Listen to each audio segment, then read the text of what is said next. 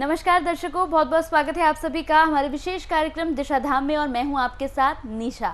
दर्शकों, दिशा धाम एकमात्र ऐसा कार्यक्रम है जिसके साथ जुड़कर आप अपने जीवन की तमाम समस्याओं को, तमाम कष्टों को अपने आप से दूर कर सकते हैं। मनुष्य के जीवन में कई तरह के कष्ट होते हैं, कई तरह के दुख होते हैं, लेकिन ज़रूरी होता है दर्शकों उन कष्टों को, उन दुखों को अपने से दूर करने का। तो चलिए आज के अपने विशेष कार्यक्रम को शुरू करेंगे और मिलकर स्वागत करेंगे गुरु माँ तपेश्वरी नंदा जी का। गुरु माँ, बहुत बहुत स्वागत है आपका। तो दर्शकों, आज का विशेष कार्यक्रम शुरू करेंगे और आज के विशेष कार्यक्रम में भी यहाँ पर एक दर्शक हैं जिन्होंने हमें संदेश भेजा है, जिनका मैसेज आया है, जो हमसे ये पूछना चाहते हैं कि जिस तरह से यहाँ पर लगातार गुरु माँ कई एपिसोड में यहाँ पर बात कर चुकी हैं, उसी को लेकर एक प्रश्न है दर्शक का, वही मैं गुरु माँ से यहाँ पर पूछने जा रही हूँ। गुरु माँ, एक दर्शक है जिन्होंने एक संदेश भेजा है, एक मैसेज है उनका कि आपने अपने एपिसोड में बताया है कि आप ध्यान की अवस्था तक ले जाने में सक्षम हैं। उनका ये प्रश्न है आपसे कि क्या ये नागपाश के ज़रिए आप ले जाती हैं या फिर कोई और उपाय भी है वहाँ तक ले जाने का, और आखिर है क्या नागपाश? देखिए, मैं सर्वप्रथम आपको नागपाश के विषय में बता दूं कि आखिर नागपाश है क्या और नागपाश के द्वारा आप ध्यान की अवस्था में स्थिर होते हैं या कोई और कारण है, इसको मैं अभी स्पष्ट कर देती हूं ताकि आपके मन में जो प्रश्न उठते हैं, क्योंकि जब हम ध्यान की अवस्था में जाते हैं, जिन लोगों का ध्यान नहीं लगता उनके मन में जो ये नागपाश की क्रिया, नागपाश जो शब्द है, ये जो सुना है मेरे मुख से या मेरे संस्था के द्वारा नागपाश कराया जाता है, इसको सुनकर बहुत सारी जिज्ञासाएं होती हैं। ऐसे मेरे पास भी बहुत सारे कॉल्स आते हैं, तो उसमें भी यही पूछा जाता है और मैं हर बार क्लियर करती हूँ उनको कि आखिर नागपाश है क्या। ये तो बात हुई उनको फ़ोन कॉल्स पर स्पष्टीकरण की, लेकिन यहाँ मैं अभी सभी के समक्ष इस बात को स्पष्ट कर देती हूँ कि आखिर नागपाश है क्या। नागपाश जो हमारी ईड़ा पिंगला जो नाड़ी है, ये हमारी सुषुम्ना नाड़ी को बांधे हुए होती हैं।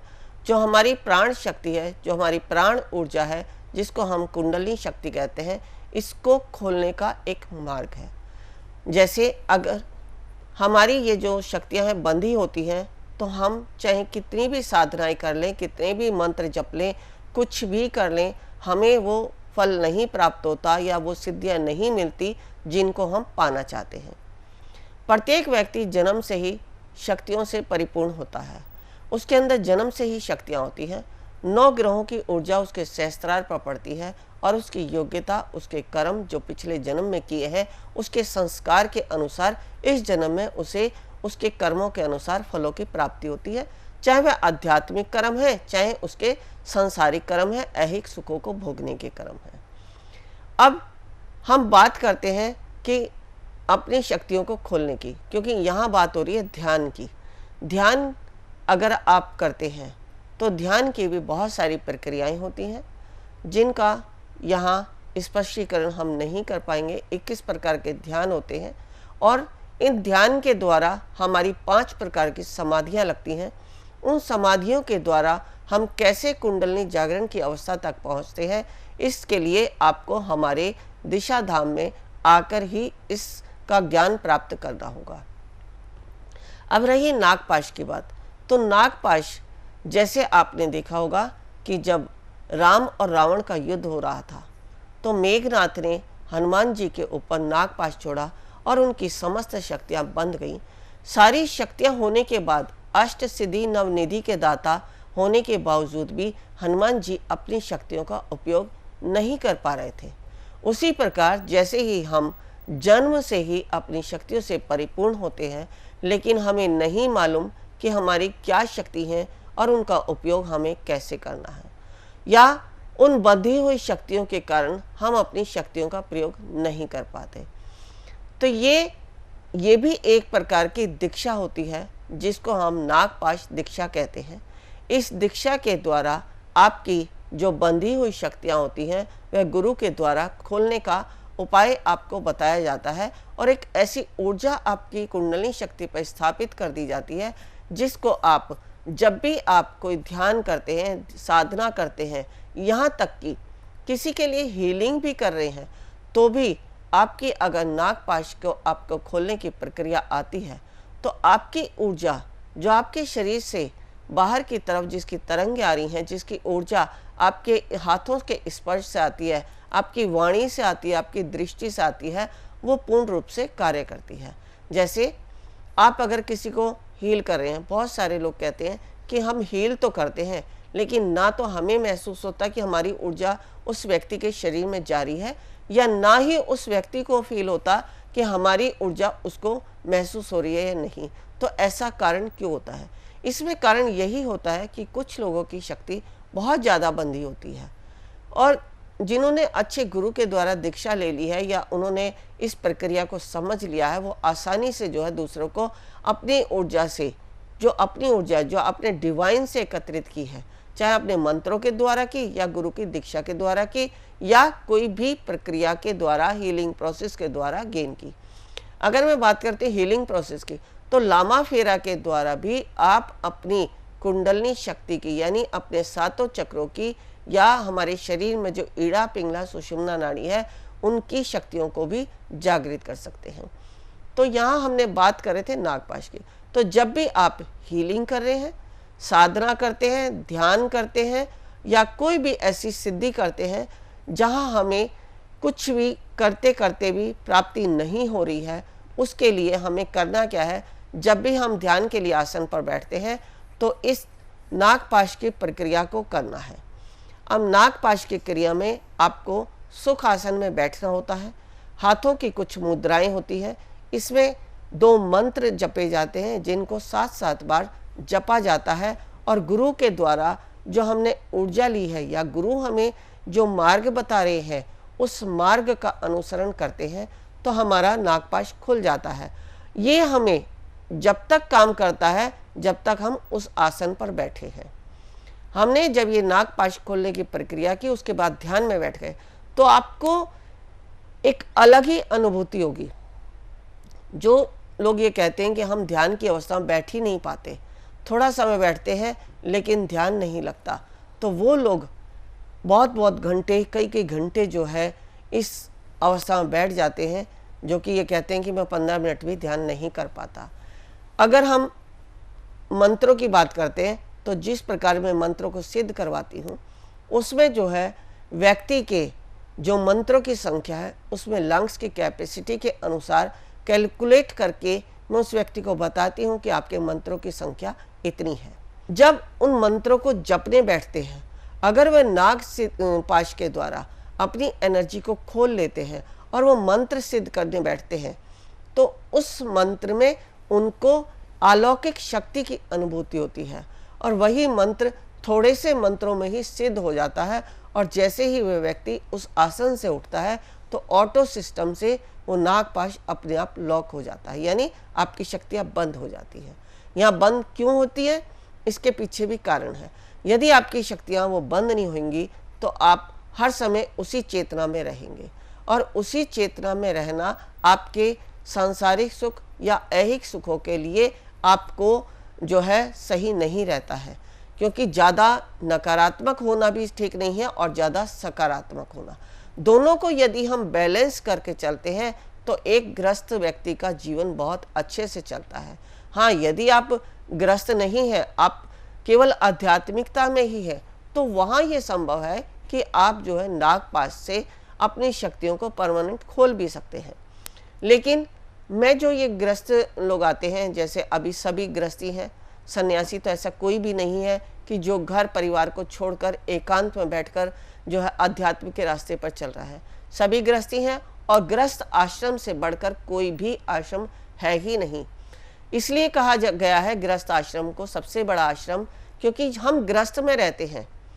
अनेक प्रकार की समस्याओं के बीच में रहते हुए भी हम उस परम पिता परमात्मा की समस्त ऊर्जा से अपनी ऊर्जाओं को ऊर्जान्वित करते रहते हैं और उसका नाम सुमरण करते हैं उन शक्तियों के की जागृति के बहाने। क्योंकि हमें कोई ना कोई बहाना चाहिए भगवान का नाम लेने के लिए। बहुत सारे ऐसे लोग हैं जो ये कहते हैं कि हम पहले जो है एक जोत बत्ती करने के लिए भी इतना समय नहीं निकाल पाते थे, हमारा जीवन इतना व्यस्त है, घर में इतना बड़ा परिवार है कि उनके पालन पोषण में ही हमारा जीवन, उनके कार्य करने में ही पूरा दिन व्यतीत हो जाता है। लेकिन जब उन्हें अध्यात्म का मार्ग बताया गया, जब उन्हें ध्यान की क्रिया बताई गई, तो उसी क्रिया, उसी ऊर्जा के द्वारा उसमें इतनी क्षमता आ जाती है, यानी उस कार्य को करने के लिए जो वो दिन भर में करना चाहते हैं, वो पता भी नहीं लगता उनको कि कैसे एकदम से उनके समस्त कार्य हो गए। क्योंकि जो ध्यान है या कोई भी आध्यात्मिक ऊर्जा है, वो हमारे ब्रेन में स्पेस बनाती है, और जहाँ हमारे ब्रेन में स्पेस हो गया तो हम तनाव रहित हो जाते हैं, और जैसे ही हम तनाव रहित होते हैं तो हम समस्त कार्यों को पूर्ण कर लेते हैं। यहाँ ब्रेन में स्पेस के लिए मैं समझा दूँ आपको। मान लो सपोज हम उदाहरण के लिए एक कमरे में बैठे हैं, पहले आप उस कमरे में 2 व्यक्ति हैं, तो आपको वह कमरा बहुत खुला खुला और आनंदित लग रहा है। लेकिन उसी रूम में आपके पास 10 व्यक्ति और आ जाते हैं, तो आपको एक घुटन सी महसूस होती है, आप घबराहट हो जाती है आपको कि कैसे हम बाहर निकले इससे। उसी प्रकार अगर हम इसमें ये करें कि या तो उस कमरे से उन व्यक्तियों को बाहर कर दें, या हम स्पेस बड़ा ले लें जहाँ पर हम 15-20 व्यक्ति आराम से रह सकें, तो हमें वो अनुभूति होती है जो हम एकांत में पाना चाहते हैं। ऐसे ही जब हम ध्यान करते हैं या कोई भी आध्यात्मिक ऊर्जा को गेन करते हैं, तो हमारे ब्रेन में स्पेस बढ़ता है, और जब ब्रेन में स्पेस बढ़ जाता है तो दिन भर में कितने भी कार्य क्यों ना आ जाएं, हमें स्ट्रेस नहीं होता, और हम बिना स्ट्रेस के जब कोई कार्य करते हैं तो हमें मालूम भी नहीं चलता कि हमने कब और कैसे समस्त कार्यों को पूरा कर दिया। और बिना ही थकावट के आप अच्छी सुख की नींद भी सोते हैं, क्योंकि जब नींद नहीं आती जिन लोगों को, उनके साथ भी यही कारण है कि वो दिन भर के तनाव के कारण रात को जो है पूरी तरह से नींद नहीं ले पाते हैं, और जब पूरी रात नींद नहीं लेते हैं तो अगला दिन भी उनका खराब हो जाता है, और उसी चिंता में, उसी स्ट्रेस में उठते हैं कि आज फिर इतना कार्य हमें करना पड़ेगा। यदि आप नागपाश खोलने की क्रिया, ध्यान की क्रिया, आध्यात्मिक ऊर्जा को गेन करने की क्रिया को समझ लेते हैं, या परमात्मा का नाम चाहे आप भजन के रूप में ले, चाहे सत्संग के रूप में ले, या ध्यान के रूप में ले, लेकिन लें अवश्य, क्योंकि उसी से हमारे ब्रेन में स्पेस बनता है। ब्रेन ही है जो पूरे शरीर को चलाता है, ब्रेन ही है जो हमारे हाथ पैरों को चलाता है समस्त कार्यों की पूर्ति करने के लिए। अगर हमें कहीं पर जाना है तो भी हम ब्रेन के ही कारण जाते हैं, क्योंकि मस्तिष्क ही हमें वो मार्ग दिखाता है जहाँ हमें पहुँचना है। मस्तिष्क ही है जो हमें मार्ग दिखाता है कि हमें कब, कहाँ से, किस प्रकार का सामान लाना है और कैसे लाना है। अगर आपके पास इस ब्रेन में, इस मस्तिष्क में इतना स्पेस नहीं है, आप तनाव में रहते हैं, तो आप जीवन में कुछ भी नहीं कर पाते। अब इसके लिए अगर कोई व्यक्ति ध्यान नहीं कर पाता, तो वो एक हीलिंग प्रोसेस को भी समझ के, जैसे हम लामा फेरा के विषय में बताते हैं, लामा फेरा भी आपको स्ट्रेस रहित करता है, आपको तनाव रहित करता है, आपको डिप्रेशन से बाहर निकालता है, आपको समस्त समस्याओं से बाहर निकालने का विकल्प है लामा फेरा। आपकी जो शक्तियां हैं, जिनको हम कुंडली जागरण कहते हैं, जिनको हम सातों चक्रों की ऊर्जा कहते हैं, वह ऊर्जा भी जो है लामा फेरा के द्वारा जागृत होती है। ऐसे बहुत सारे विकल्प हैं हमारे अध्यात्म में, आप किसी को भी अपना लें। जरूरी नहीं है कि आप समस्त मार्गों का चयन करें, जो आपके लिए, आपके समय के अनुसार, आपकी आवश्यकता के अनुसार, आपके गुणों के अनुसार हो, आप उसका चयन करें, और उसी से अपने मार्ग पर चलकर अपने जीवन को जो है सरल और सुगम बना सकते हैं, तनाव रहित रह सकते हैं, और जीवन में समस्त कार्यों को पूर्ण कर सकते हैं। जो ध्यान की बात है, हम ध्यान किस लिए करते हैं? ध्यान इसीलिए तो करते हैं कि हमें मानसिक शांति मिले, हमें जो है परमात्मा का नाम लेने का 2 मिनट का समय मिल जाए, उसी को कहते हैं ध्यान। या कोई भी कार्य करने के लिए हम अंतर मन में जाकर डिवाइन की ऊर्जा से कनेक्ट होकर उसका सॉल्यूशन ढूंढते हैं ध्यान के द्वारा। तो ये नागपाश जो है, आपको खोलने की विधि हमारे दिशा धाम में आकर मेरे ही सानिध्य में आपको दीक्षा के द्वारा प्राप्त करनी होगी, और जब आप इस नागपाश की क्रिया को खोल लेंगे, तभी आप समस्त ऊर्जाओं को गेन करने का मार्ग निकाल पाएंगे। जो हमने अभी पिछले एपिसोड में बताया था कि जो कुंडली जागरण का प्रोसेस भी है, वो उसकी भी यात्रा नागपाश से ही शुरू होती है। नागपाश यानी अपनी समस्त शक्तियों को खोलने का मार्ग। जब आपकी शक्तियाँ खुल जाएंगी, तभी आपके लिए समस्त मार्ग जो है सरल और सुगम होते हैं, और आप जीवन में कुछ भी करना चाहें उनको करने में कोई भी अवरोध नहीं होता है। तो समय मेरा एक प्रश्न है आपसे, जैसे कि अभी हम नागपाश की बात कर रहे हैं, तो क्या नागपाश के लिए आश्रम में आना होगा या फिर ऑनलाइन भी ये कर सकते हैं? देखिए, ये प्रोसेस जो है ऑनलाइन बिल्कुल नहीं हो सकता। इसके लिए जो है दिशा धाम में, आश्रम में, मेरे सानिध्य में ही आपको दीक्षा के द्वारा इसकी जो ऊर्जा है वो आपकी कुंडलिनी शक्ति पर स्थापित करनी होगी, ताकि जब भी आप नागपाश की क्रिया को जो मुद्राओं के रूप में या जो मंत्रों के रूप में मैंने बताई है उनको अपने जीवन में अपनाते हैं, जब उन प्रक्रिया को करते हैं तभी वह ऊर्जा आपकी जागृत होगी और आप समस्त दैवी शक्तियों को जागृत करने का या गेन करने का मार्ग स्वतः ही प्राप्त कर लेते हैं। इसके लिए फिर से मैं बता दूं कि आना अनिवार्य है। जरूरी नहीं है कि आपको सभी चीज़ ऑनलाइन मिल जाएंगी। हाँ, कुछ समय पहले मैंने बोला था, जैसे 2019 में बोला था कि आप लामा फेरा जो है ऑनलाइन नहीं करें। बहुत सारे ऐसे कोर्स हैं जिनको आप ऑनलाइन नहीं कर सकते। नागपाश है वो आप ऑनलाइन नहीं कर सकते। कुछ दीक्षाएं हैं जो गुरु के द्वारा दी जाती हैं, जब तक आपको गुरु का स्पर्श नहीं मिलता तब तक आपके लिए वह कारगर सिद्ध नहीं होती है। तो इसलिए आप ध्यान रखें कि क्या आपको गुरु के स्पर्श के द्वारा प्राप्त करना है और क्या आपको दूरी के द्वारा आप प्राप्त कर सकते हैं, जिसको हम कहते हैं ऑनलाइन।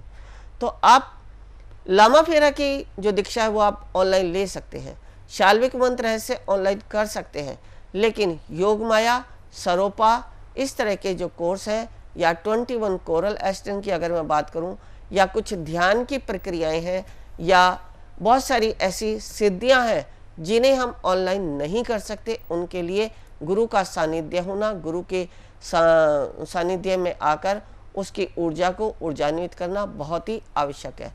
क्योंकि यदि आपने गुरु के सानिध्य में नहीं किया तो क्या पता उसकी एनर्जी गलत डायरेक्शन में चली जाए और आप जो है अपने शरीर से डैमेज हो जाए। तो इसलिए गुरु का सानिध्य होना बहुत ही आवश्यक है।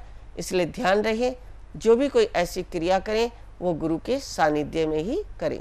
बिल्कुल दर्शकों, और आप भी अगर चाहते हैं यहाँ पर गुरु माँ से ज्ञान प्राप्त करना, अगर आप भी चाहते हैं आश्रम पर आकर यहाँ गुरु माँ के सामने बैठकर गुरु माँ से अपनी बातें शेयर करना, तो आप कॉल कर सकते हैं।